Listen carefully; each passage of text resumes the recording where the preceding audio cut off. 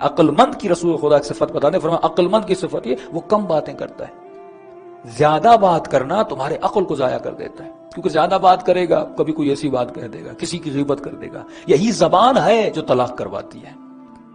گھر اجڑ جاتے ہیں اسی زبان کی وجہ سے. آپ نے کسی پر تہمت لگا دی، الزام لگا دیا، کسی کے شوہر کے بیوی کی اس کی غیبت کر دی، وہ بیوی کو چھوڑ دیتا ہے. گھروں میں جتنے جھگڑے ہوتے ہیں ساس بہو کے جھگڑے کس وجہ سے ہیں؟ اسی زبان کی وجہ سے. یعنی اگر زبان پر کنٹرول نہ ہو تو انسان تباہ و برباد ہو جاتا ہے. فرمایا 18 گناہان صغیرہ ہیں جو زبان سے کیے جاتے ہیں، اور اکثر لوگ جو جہنم میں جائیں گے اسی زبان کی وجہ سے. آدمی نامحرم سے فون پہ بات کرتا ہے، کس سے؟ زبان سے. کوئی تعلق کریٹ کرتا ہے، کس سے؟ زبان سے.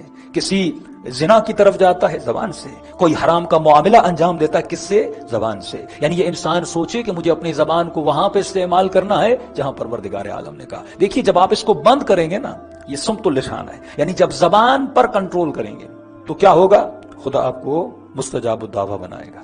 اب زبان جب دعا کرے گی، خدا اس کی دعا کو کیا کرے گا؟ قبول کرے گا. پہلے سد الباب کرنا پڑتا ہے، یعنی جب زبان پر کنٹرول کیا، ایک تو جب منہ میں خون ہو اور آپ نے کلی کی، یہ زبان پاک ہو جائے گی. یہ طہارت ظاہری ہے. طہارت باطنی یہ ہے کہ زبان سے غیبت نہ ہو، اس زبان سے تہمت نہ ہو. اور خواتین کے لیے مخصوصاً یہ غیبت کی بیماری، فرمایا الغیبت اشد من الزنا، یہ غیبت زنا سے بدتر ہے. فرمایا یا رسول اللہ کیوں زنا سے بدتر ہے؟ فرمایا کیونکہ ہر انسان زنا چھپ کے کرتا ہے، لیکن غیبت مسجد میں بھی کی جاتی ہے، غیبت امام بارگاہ میں بھی کی جاتی ہے، جماعت میں بیٹھا ہوا غیبت کر رہا ہے. اسی لیے اشد الگناہ ہے. زنا ایک انفرادی گناہ ہے، لیکن غیبت ایک اجتماعی گناہ ہے. تم ایک انسان کی شخصیت کو خراب کر دیتے ہو، اس کا عیب تمہیں پتا چلتا ہے، جگہ جگہ اس کا عیب بتاتے ہو، لہٰذا تمہیں پتا تھا وہ برا ہے لیکن تم سب کے سامنے اس کو برا کر دیتے ہو. جب خدا نے تمہاری برائیاں کسی کو نہیں بتائیں، تو کسی اور کی برائیاں کسی کو کیوں بتاتا ہے؟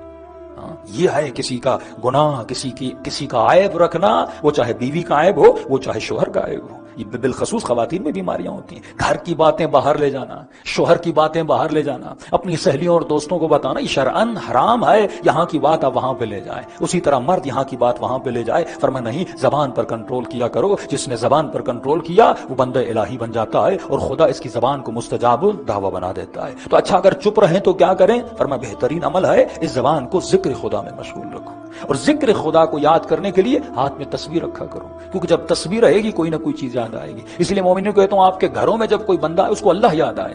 یہ بچہ جب گھر میں آتا ہے، گھر میں کوئی ایسی چیز لگاؤ، کوئی ذکر لگاؤ، کوئی ایسی تصویر لگاؤ، کوئی رسول خدا کا فرمان لگاؤ کہ اٹھتے بیٹھتے آپ کو یاد آئے. اب گھر کی دیواروں پہ لکھ دو غیبت کرنا منع ہے، لہذا جو خاتون آئے گی پڑھے گی کل غیبت اشد من الزنا. امام نے فرمایا جو غیبت کرتا ہے وہ گویا مردہ بھائی کا گوشت کھاتا ہے. اب پڑھے گی تو کرے گی نہیں نا. تذکر بہت ضروری ہے، تذکر تذکر تذکر، جتنا یاد دل. یہ موعظہ کیوں؟ امام خمینی فرماتے ہیں میں ہفتے میں 2 مرتبہ درس اخلاق اگر نہ پڑھتا تو خمینی بھی گمراہ ہو جاتا. یہ نفس اتنا سرکش ہے کہ آپ 5-4 مجلسوں میں آتے ہیں، تھوڑا بہت وجود کی تربیت ہو جاتی ہے، لیکن پورا سال اس کی تربیت کون کرے گا؟ اس نفس کو قابو کرنے کے لیے امام فرماتے کہ ایسا سرکش گھوڑا ہے، اگر تو اس پہ قابو نہ پایا، اگر تو نے اس پہ کنٹرول نہ کیا، یہ جہاں چاہے گا، جس وادی میں چاہے گا، جس صحرا اور گراؤنڈ میں چاہے گا تجھے لے جائے گا. تجھے اس گھوڑے کو چلانا ہے، یہ نہیں کہ یہ گھوڑا تجھے چلائے. تو پہلا شر فرمایا شر اللسان ہے، زبان پر کنٹرول کرنا ہے.